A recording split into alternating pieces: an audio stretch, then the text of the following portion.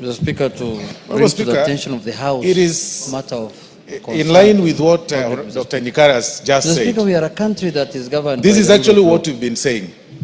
And the last 2 days, Mr. Speaker, there was an episode in Nairobi County, Mr. Speaker, where people who could not pay their bills, electricity bills, Mr. Speaker, went ahead and dumped, I think, 1 truck or 2 trucks full of garbage, Mr. Speaker, in front of the premises of Kenya Power and Lighting Company, Mr. Speaker. Garbage and swill. Garbage and swill. And swill. You know swill? I know, Mr. Speaker. Okay, go on. Is it sewage? Is it sewage? Mr. Speaker, Mr. Speaker, Mr. Speaker, I want to bring to the attention of the House, Mr. Speaker, that is not the way to do things. Mr. Speaker, because Kenya Power and Lighting Company, Mr. Speaker, is a very, very important institution in our country. And it's a public listed company. And is a company that is oversighted also by this House. Mr. Speaker, many people have defaulted in paying their bills. It's not only Nairobi County Assembly, Nairobi County government. But Mr. Speaker, if you cannot afford to pay your bills, you negotiate with the person you owe money. You don't use other means to intimidate them and to make them, to make them let you go with their money.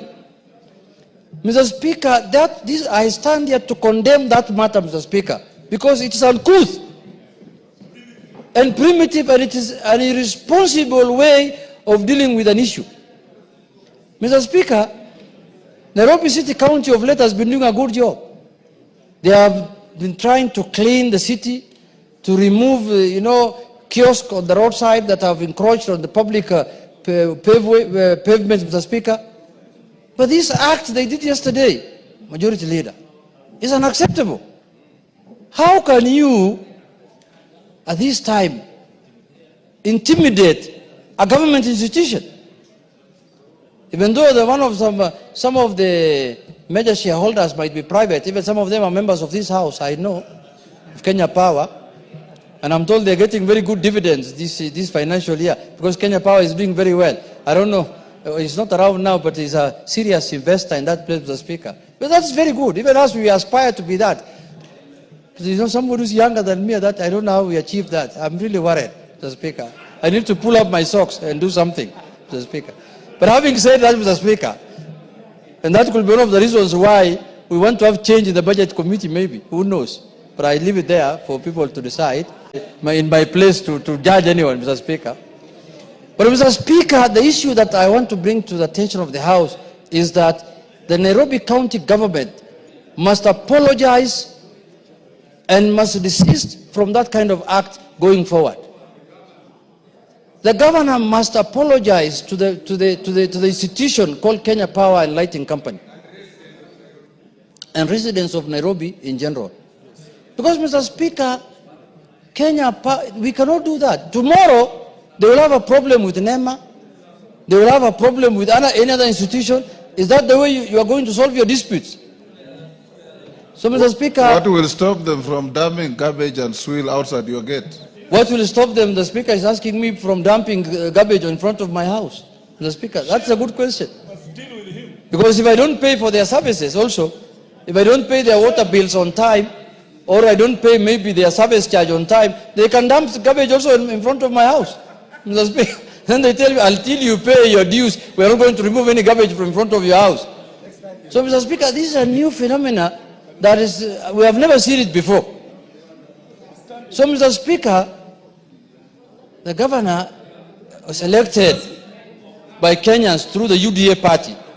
Even though we have some symbiotic relationship with ODM, which we are not yet confirming it, because we don't know how I think there is some relationship that is not known, that we need to understand where it is heading to.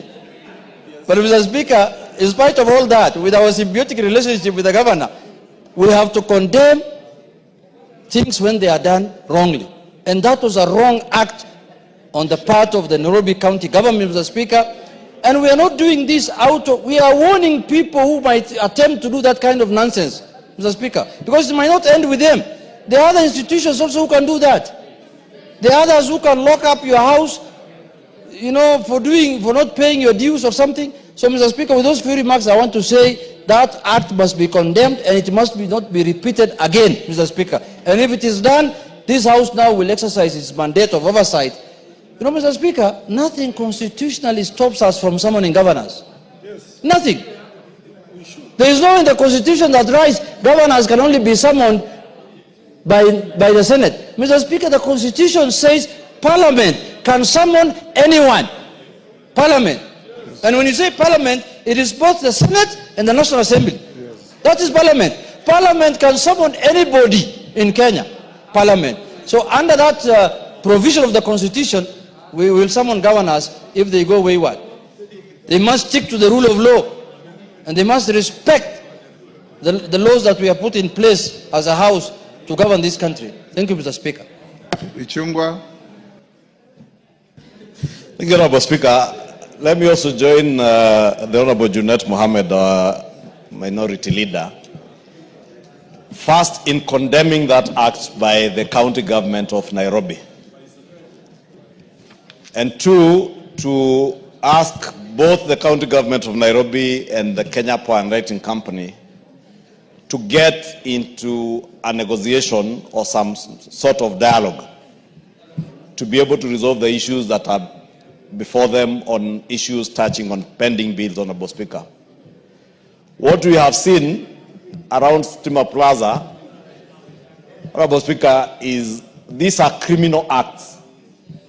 And indeed, I was asking myself last night as I watched on TV, where are the police that should be ensuring there is law and order everywhere in the country?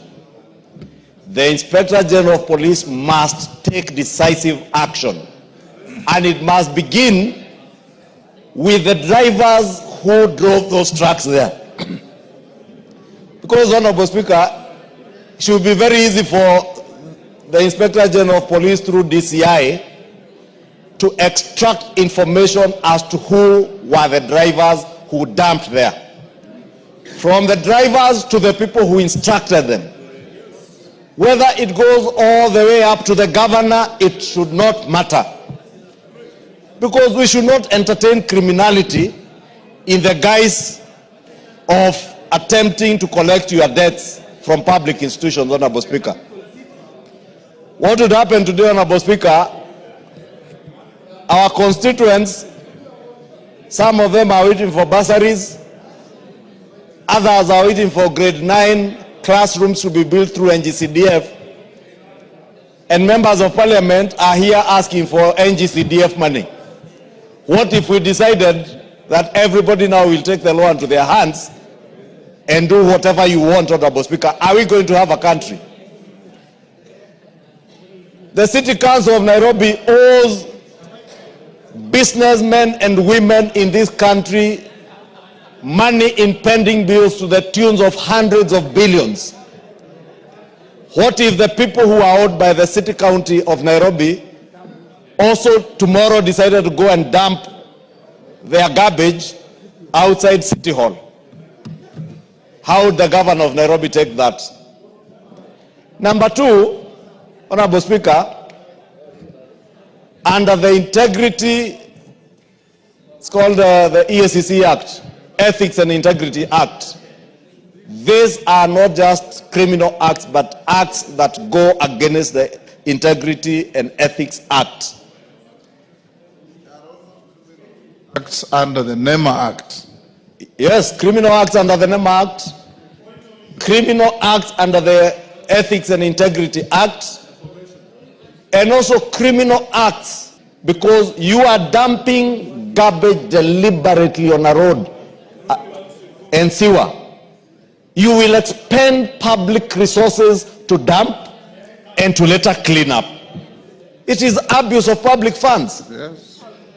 And therefore, Honorable Speaker, if we allow this kind of behavior to go on unchecked, these are the same governors, Honorable Speaker, who some time back were asking that they also be given some security officers under their command. You can imagine if these governors had policemen under their command, they would trample on everyone, Honorable Speaker. Therefore, Honorable Speaker, mine is to ask the Inspector General of Police and ask him to make sure that action is taken against those people who dumped outside Stima Plaza. I also want to encourage the business people who I have seen crying on national TV, that they have restaurants they have closed down because nobody can patronize their restaurants. They must take civil action against the City County of Government of Nairobi for compensation for lost business, Honorable Speaker. Because you are closing down people's businesses. I saw the Stima Plaza. I also didn't know it's not even owned by KPLC. KPLC are tenants of Stima Plaza. It is owned by pensioners. Our mothers and fathers who worked in KPLC and Kengen, as it were before, are the owners of that building. It is their business as landlords that is being spoiled by the county government of Nairobi. And Honorable Speaker, I do hope, and in fact, Honorable Speaker, I was wishing that you could even direct the Inspector General of Police, and because the chair of the Security Committee is here, you should direct the chair of the Security Committee to summon the Inspector General of Police and explain to the committee and to this House how can they be watching when criminality takes root unchecked and nobody is doing anything about it. All that people can be left to is crying on TV how their businesses have been locked down. KPLC employees are being paid a salary, but they can't go to work. Honorable Speaker, I would beg that you direct the Security Committee of this House to pick up that matter together with the Energy Committee, with the Inspector General of Police and the ministry concerned to make sure that there is an amicable solution to this problem. But more importantly, for the Inspector General of Police to ensure that criminal charges are leveled against those who dumped outside Stima Plaza. That is a behavior that we cannot condone. Thank you, Honorable Speaker.